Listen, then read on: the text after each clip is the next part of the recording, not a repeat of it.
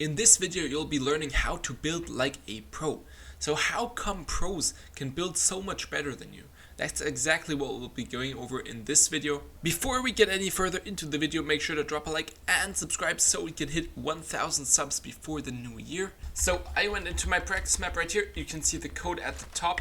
And we will start with the first important thing. So first of all, you need to be able to know the basics for this video. This is going to be building on top of the basics that you should already know. So the first thing that pros do differently is that they can actually do all of the edits that you might only be able to do in an edit course, that they can do these edits while they're building. So this is what you want to practice. First of all, you need to be able to edit through double edits, through edit downs very cleanly without stopping. And once you have that down, you can implement the edits into your building. So then you want to build the double edits on your own. That is the next step.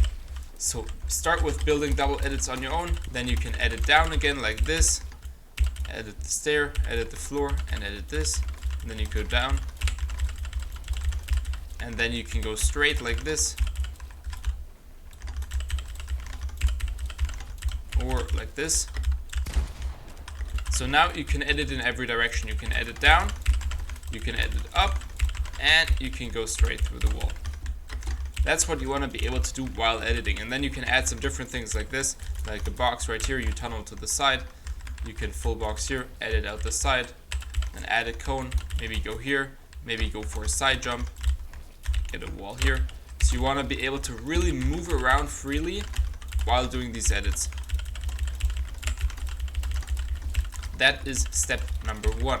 Now, let's move on to step number two. Step number two is actually then implementing these edits into your fighting and also adding some piece control. Because if you watch pros, they don't just randomly build these edits around, they actually accurately use them to get to the enemy and then to box the enemy up or to get a nice shot. And this is what you can practice in the piece control part of this map. So now you want to practice boxing the guy up, then going for a nice edit, and then going for a peek.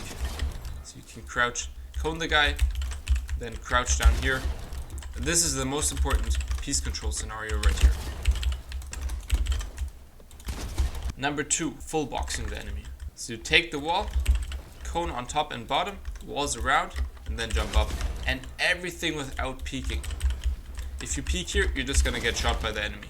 And number three is editing from the top. So if you're on high ground, you can go for this, box the guy up, and get a peek here. Then you can also add some side jumps. So either shoot while you're jumping, this is pretty hard, or jump and now box him up.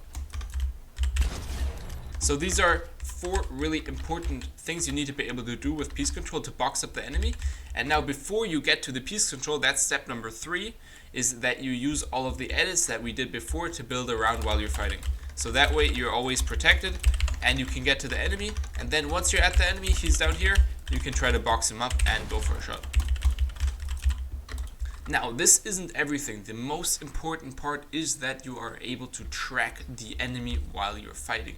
You need to be able to stay on the enemy to see what he's doing, to be able to accurately build in response to his movement.